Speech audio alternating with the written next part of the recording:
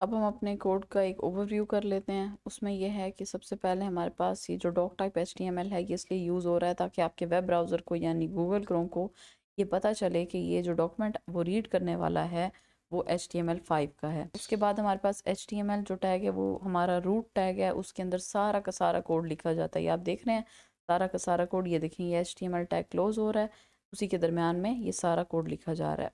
उसके बाद हेड जो टैग है, हेड टैग हमारे पास टाइटल ऐड करने के लिए, वेबसाइट की इंफॉर्मेशन ऐड करने के लिए, टैग्स ऐड करने के लिए, यानी मेटा टैग्स ऐड करने के लिए, कीवर्ड्स ऐड करने के लिए यूज़ होता है। उसके अलावा जो हेड टैग है उसमें हमारे पास जो CSS और जावास्क्रिप्ट का कोड है वो भी हेड में ऐड किया जाता है।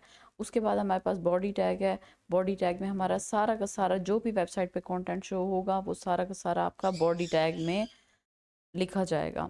उसके बाद हमारे पास आपने देखा कि H1 से लेके H6 तक हमारे पास वेरियस हेडिंग्स यूज़ हो रही थी। H1 सबसे बड़ी हेडिंग है और H6 सबसे छोटी हेडिंग है, ठीक है, सब हेडिंग है।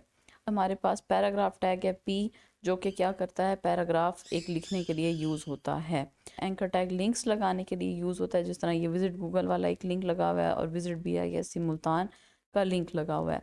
उसमें हमारे पास एंकर टैग को लिखने का तरीका ये है कि एंकर टैग के लिए A लिखेंगे और फिर उसके बाद href में आप उस वेबसाइट का एड्रेस देंगे जिस वेबसाइट पे आप एक्चुअली, अगर यूज़र क्लिक करता है ये वाला कंटेंट तो वो उसको इस लिंक पर ले जाएगा, ठीक है। अब जिस तरह विजिट गूगल दरमियान में कंटेंट लिखेंगे आप, क्लिकेबल ये कंटेंट होगा और यूज़र जब इसको क्लिक करेगा तो वो उसको google.com पे ले जाएगा, यानी href में जो आपका एड्रेस होगा ये उसको उस एड्रेस पे ले जाएगा। उसके बाद हमारे पास दूसरा भी ऐसे ही हमने बनाया हुआ है BISC मुल्तान का।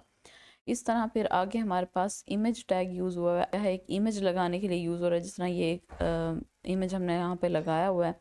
तो यहाँ पे हमारे पास सोर्स, उसका हम क्या करते हैं, सोर्स SRC इमेज का नाम दे देते हैं, ठीक है। नाम भी हमने लाजमी देना है और एक्सटेंशन भी हमने लाजमी देनी है। अगर हम इनमें से एक भी चीज़ मिस करते हैं या हम कोई भी जो इसका जो नेम है वो सही नहीं लिखते या इसकी लोकेशन सही नहीं लिखते तो एट द एंड इमेज हमारा अपलोड नहीं होता वेबसाइट पे, यानी कि शो नहीं होता वेबसाइट पे। इमेज टैग में ही आप देख रहे होंगे, ये देखें आगे चलते चलते इसकी प्रॉपर्टी है कि उसकी विड्थ कितनी होनी चाहिए, फिर हमने हाइट भी बताई हुई है कि हाइट कितनी होनी चाहिए।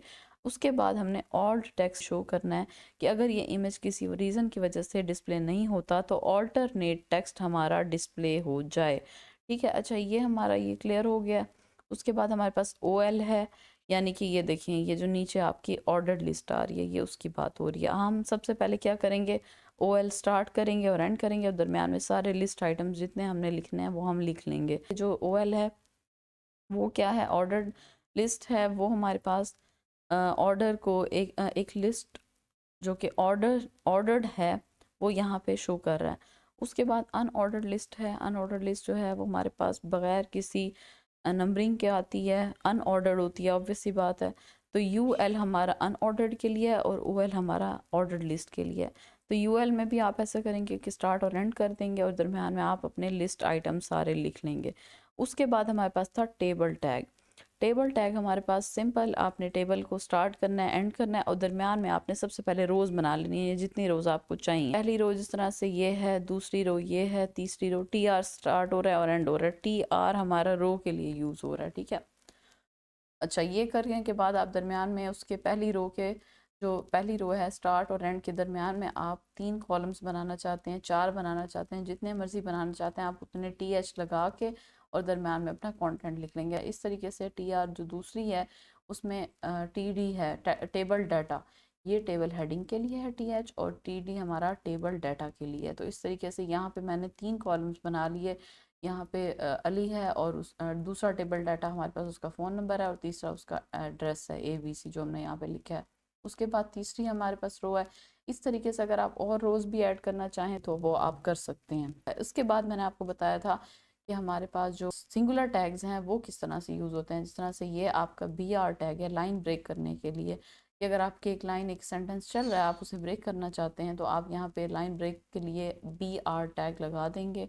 BR टैग सिंगुलर टैग है इसलिए इसका एंडिंग टैग नहीं है, तो यहाँ पे हम BR टैग लगा के और स्लैश लगा देंगे।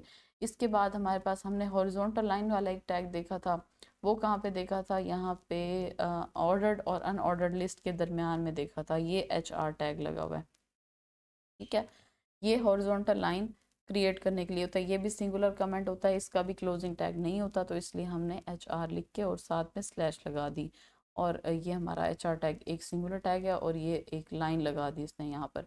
अच्छा, उसके बाद हमारे पास ये चीज़ें ख़त्म हो गई। इसके बाद हमारे पास कमेंट्स थे। इसका काम ये होता है कि ये एक्सप्लेन करते हैं कोड को। ठीक है, ये हम अपनी आसानी के लिए रखते हैं ताकि हम काफ़ी टाइम बाद भी कोड देखें तो हमें समझ आ जाए कमेंट्स देख के ईजिली।